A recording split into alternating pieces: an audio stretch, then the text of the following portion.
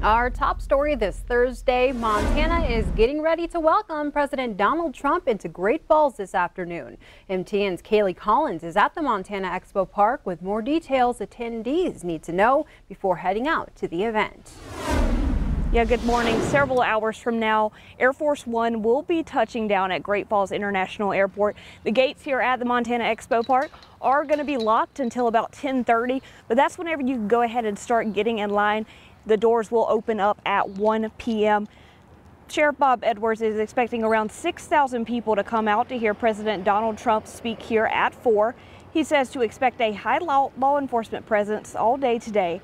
Officers from Lewis and Clark, Teton, and Choteau counties will be also here to help provide extra security. He does ask that those attending the rally or the protest to listen to directions from law enforcement because things can change quickly.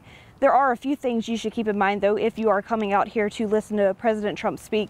He asks that you don't bring weapons of any kind, such as guns, knives, pepper spray. Also, there will be no alcohol allowed. And also make sure that you're going to be wearing sunscreen because it's going to be a hot day with long lines. Reporting in Great Falls, Kaylee Collins, MTN News.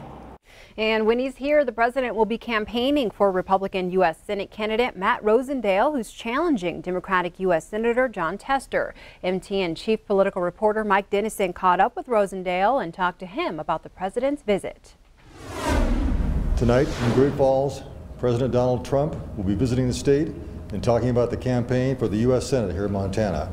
I'm here this morning with the Republican candidate Matt Rosendale. Welcome, Matt. Thank you so much, Mike. Good to be here. And of course, Matt is running against U.S. Senator Jon Tester, a Democrat, and we have the president coming to campaign for you and against Senator Tester in Great Falls. I mean, you got to be pretty excited about the president coming here. What does it mean for you and the campaign?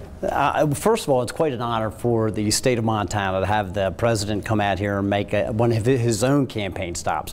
But for me as a candidate to know that the President Trump feels so strongly about this race that he's going to come out and help and campaign for me, it is an incredible, large honor. And that does mean a lot for our campaign. I think that it demonstrates that the president recognizes that just how thin the Republican majority is in the United States Senate, and that if he's going to continue to do his good work and advance this agenda of making America great again, that he needs another ally there, and that I am that ally. And what do you think drew him to this campaign at this moment, to come out and say, I need to campaign for Matt Rosendale, in July in Montana right now? Well, I'm glad to have him out here whenever he would come, and I hope to see the president out here again before the fall. But Don Jr. called the day after the primary, congratulated me, and said that Montana is important to the president. He has made this a priority.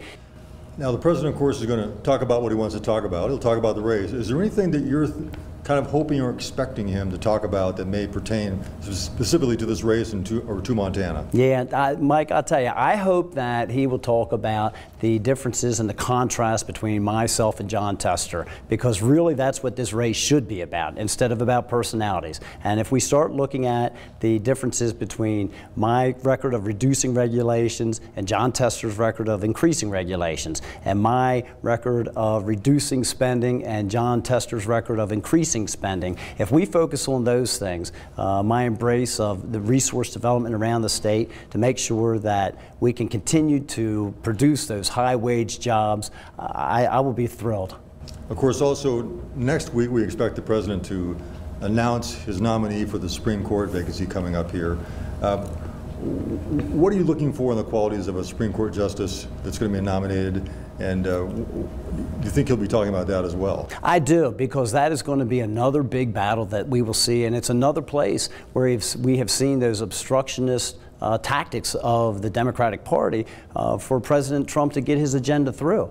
We saw Jon Tester has supported justices like Kagan and Sotomayor with their progressive agenda, and yet when he had an opportunity to support a constitutionalist like Neil Gorsuch, he voted against him. Now, of course, the president is popular in Montana, but there's a lot of people who don't like Donald Trump.